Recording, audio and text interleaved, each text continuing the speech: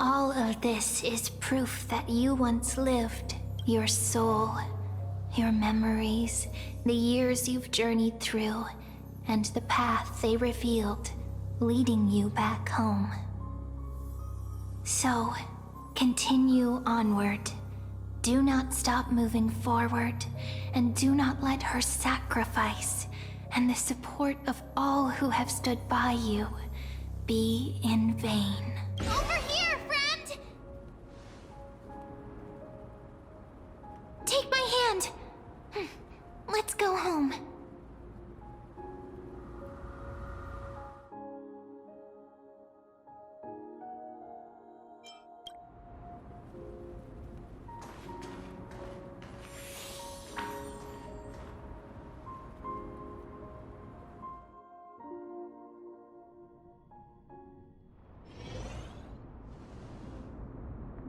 At last. I knew you could do it. Your soul is still perfectly whole. As if some kind of force is trying its best to keep it together. Is it Orynyx's final blessing? Or is it a miracle of your own? It's truly incredible. Such a strange surge of familiarity. So hard to describe. Perhaps it is fate, once again fulfilling its own design. Or perhaps it is the laws from beyond the sky, so familiar to you, that intertwined our fates long ago. It seems that this is the riddle which cannot be solved anytime soon. The sensation of becoming a demigod is truly wondrous. It's as if the river of souls is winding its way through the depths of my spirit, transforming with each breath into a fine rain that nourishes the world. Do you recall that prophecy? At the end of the sea of flowers, the souls of the living shall warm thy fingertips, and after an embrace, there shall be eternal separation. I promised you that I would do everything in my power to give it another meaning. Now, as I stand as a demigod and destiny draws to a close, I can finally end it in a way that is as beautiful as it deserves. The wish I once sought, but could never grasp, is now within reach. In this brand new world, every blooming life will lift its arms in celebration and recount the profound meaning of this very instant. Every touch, every embrace we share will never again be an ice-cold loss. They will radiate with an intense warmth, sowing love far and wide throughout the land. The other shore is very cold.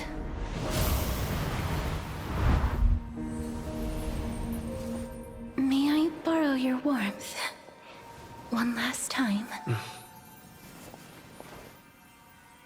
Thank you for fulfilling this wish of mine. The place I'll be going to is what humans call the Land of Sorrows. But with this heartbeat and the residual heat of this embrace, I shall turn the nether realm into a gentle place of rest.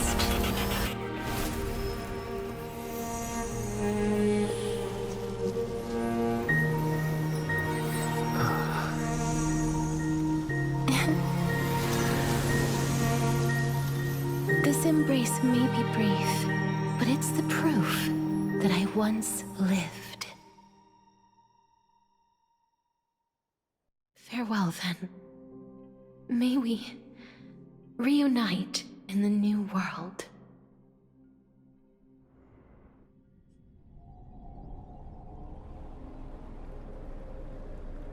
That grand and absurd performance was what you've been seeking your whole life? I gave up everything in search of truth. And it culminated in this very moment. You, on the other hand, performed as I expected. You did not hesitate when you saw the chance to attain power.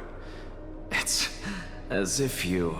Crave power, like a fly craves rot. Those are your words, not mine.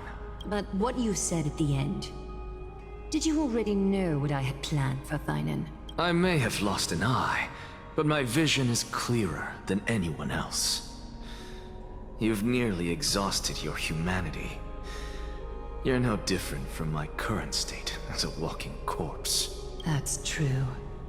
I've long since burned to ash over the past 1,000 years. Only he is capable of unleashing a raging fire that rivals our final great enemy, Aquila. So, this is our last chance. How about we let go of the bad blood between us? May I resonate with your core flame, Aglaya? Please do. That's... impossible. To persist with your soul thinned to such an extent... You're... insane. Just as you fight to lug your corpse onward to complete your unfinished goals, I have my own reasons for doing this. Until Thynan grows into his position as the prophesied leader, I must continue to lead everyone on the flame chase journey. I must keep inching forward, even if only as an empty shell. I've long predicted this was the case, but I didn't think you'd already lost so much. How ironic. We would have avoided so many misunderstandings if you and I had just spoken this candidly before. But casting aside our ideological differences, there is one thing you and I agree on. Thynan. Yes. He was born to be a hero. He understands the hearts of the people, and I can confidently say he is a far better leader than you. Only he is capable of fulfilling your mission. Sadly, he is a man cursed by Nestia. But by my estimates, his horribly elaborate sense of style should not impede Era Nova. Congratulations are in order.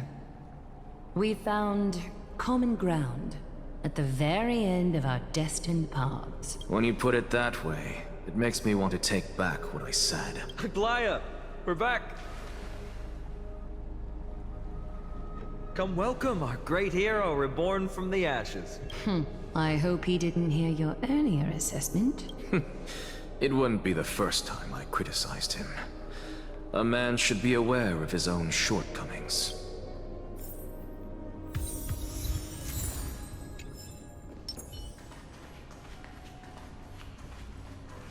I'm gladdened. But I don't see Castris among your number. It looks like she not only helped me prove my theory, but helped you fulfill your mission as well.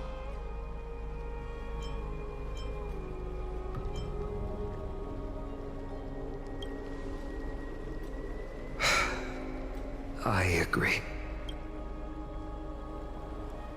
She might not have been able to change her fate, but she still wrote the final verse of her epic herself.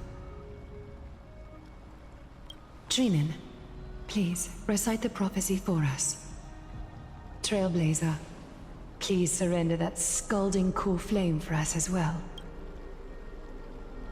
You are the only life she ever saved by her own hand in her 1,000 years on this earth. I believe no one is more qualified for this noble task.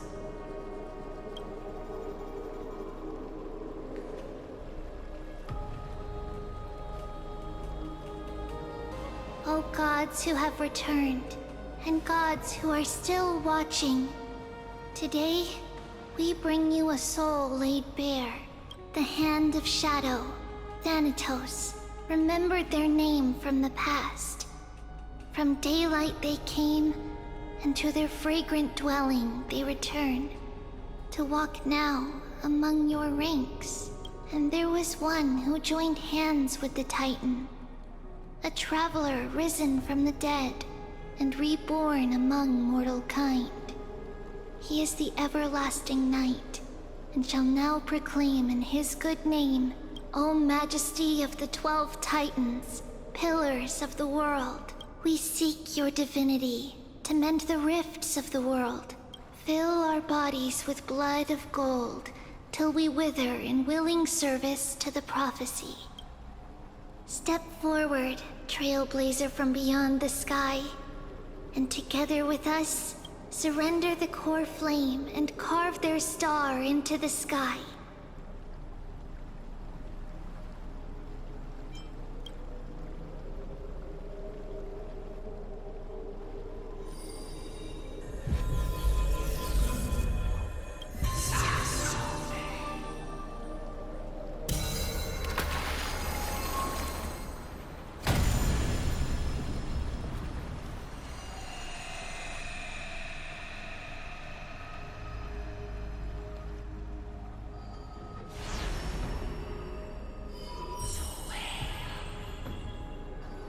A constellation for death. For life and death, to be more precise.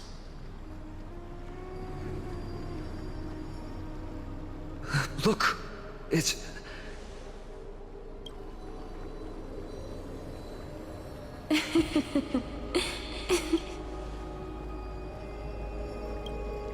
No, it's only a divine echo.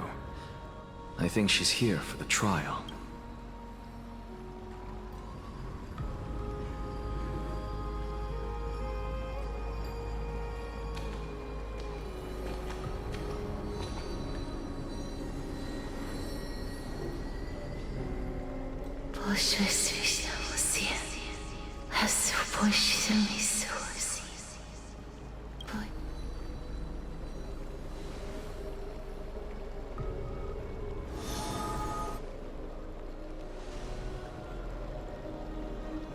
What did she say? That's the language of the Titans. Castorus... No. The Titan. They said, I have illuminated the cold shadow of death. Onwards. For your path to the future is bright and its flame eternal.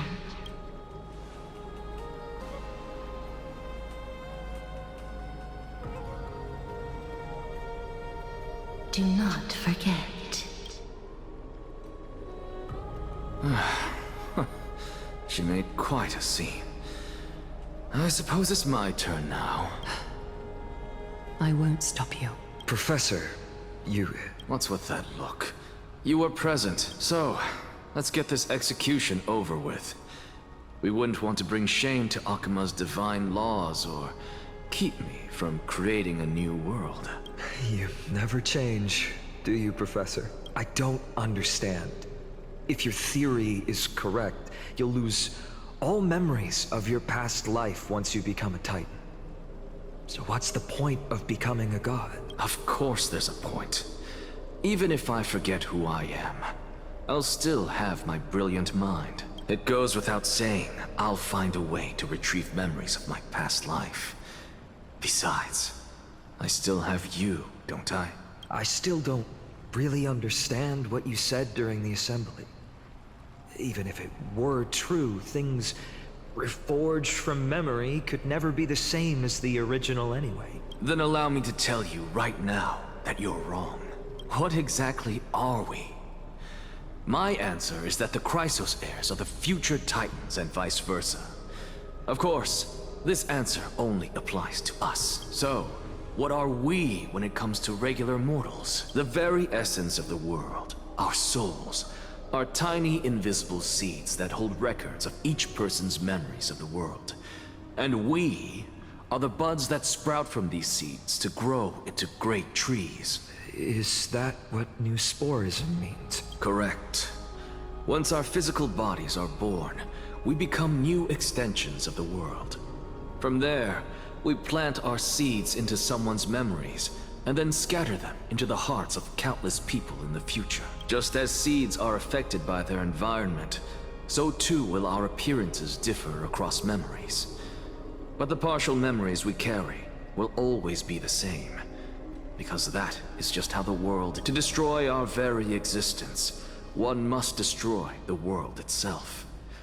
But we have someone who will still live on with his perfect memory. That person is you, child of Kefali. This is what it means to be the world-bearing Titan. So, carry everything of this world and live on. Don't disappoint those most precious to you.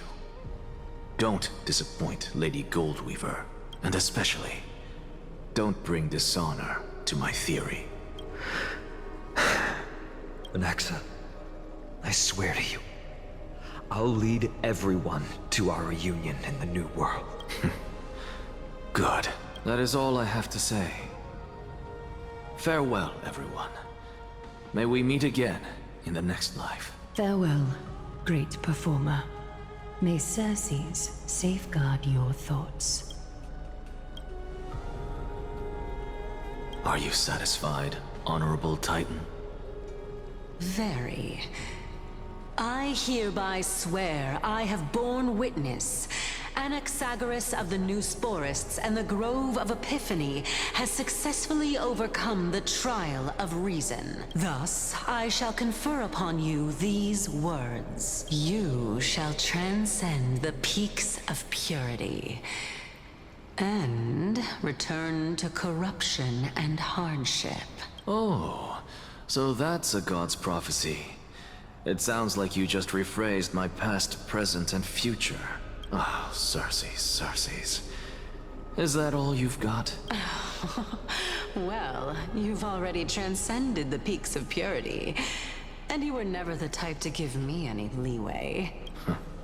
That is true. But I do still have one question. I knew it. What is it? Maybe we're thinking of the same thing. As you've so boldly stated, we and the world itself live on through the memories of others. If that is the case, whose memories did the very first new spore sprout from?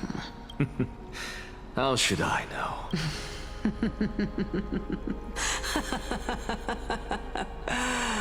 Oh my.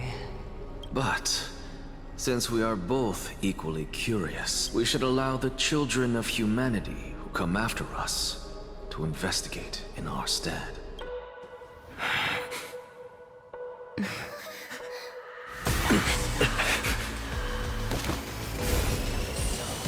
Rejoice, Circes.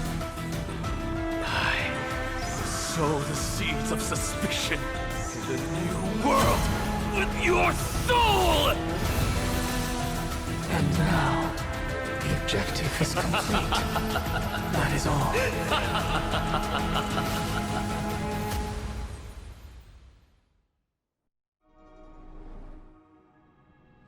Thankfully, she's still alive. Was March 7th also in this condition when she was first rescued by the Express? But she still woke up naturally. Looking on the bright side, that might happen this time as well.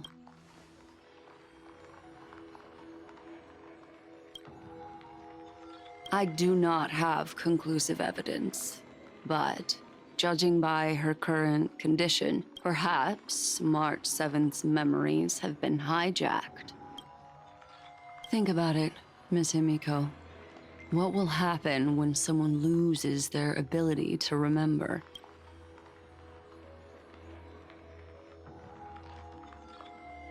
Unfortunately, short-term memory is an entirely different concept from the inability to remember. Perhaps it is difficult for you to imagine, but an individual who has lost their ability to remember turns into nothingness. The belief of the Garden is that everything in this universe can be interpreted through memories. This is the driving force behind the continuance of this path. The past is made up of memoria, while the future is a possibility that will eventually be converted to memoria. But the present, it doesn't really exist, and it's only an abstract expression. Therefore, When a person is affected by the path and loses their ability to remember, their physical form will also be affected. These ice crystals are a manifestation of that.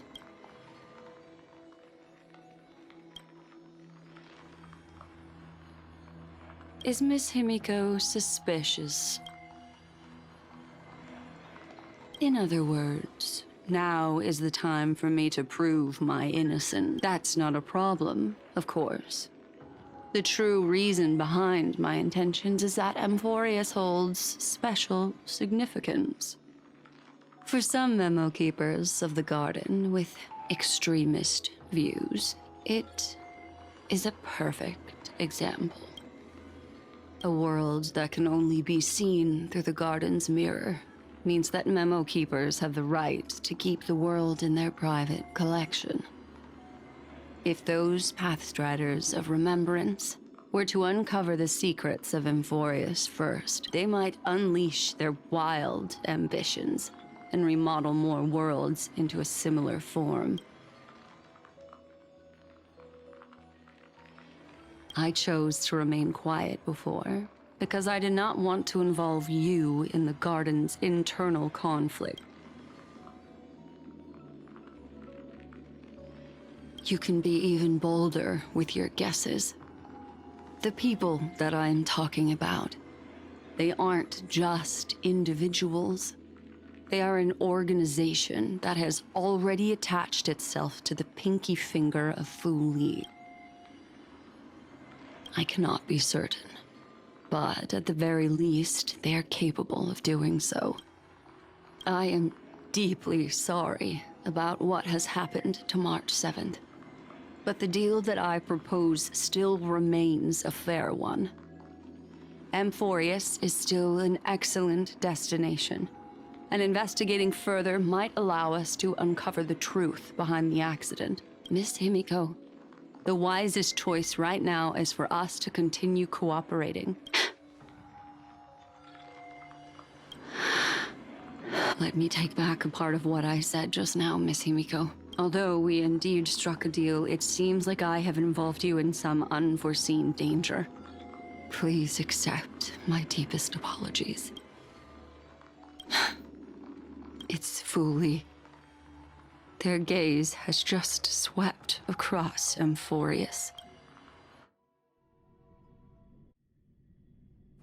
Oh, how interesting. I never expected a mere memo snatcher to be actually hiding so much inside her head. What's even more interesting is that the word Amphorius has appeared in her subconscious. This lady seems to be having fun.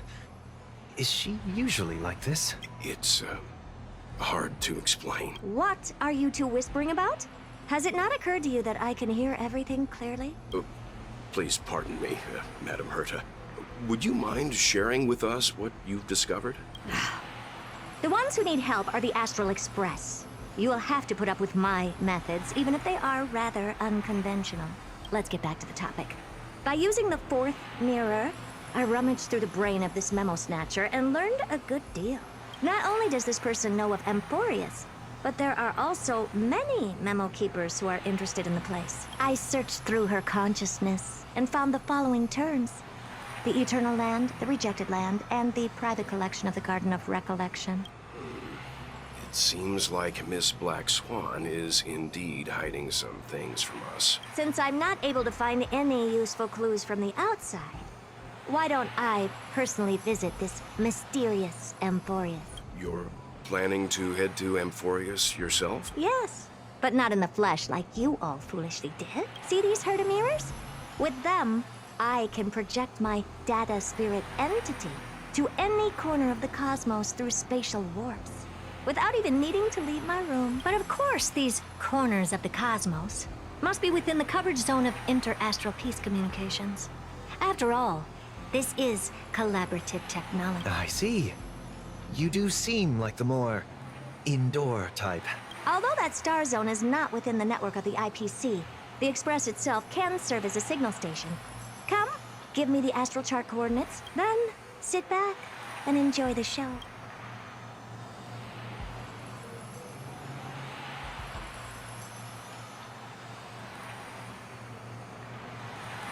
All right, now that everything is ready, mirrors, get to work.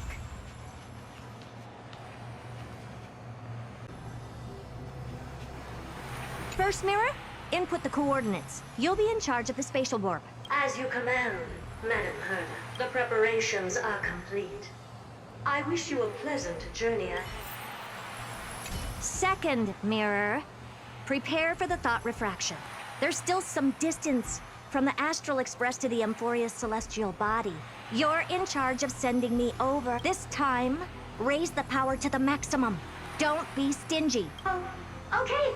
I won't fail the mission, Madam Herda. Third mirror, you're in charge of generating the data spirit entity. I'm happy to help, Madam Herda.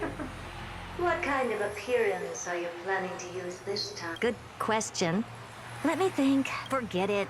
Just use my own appearance. There's no one there that'll recognize me anyway.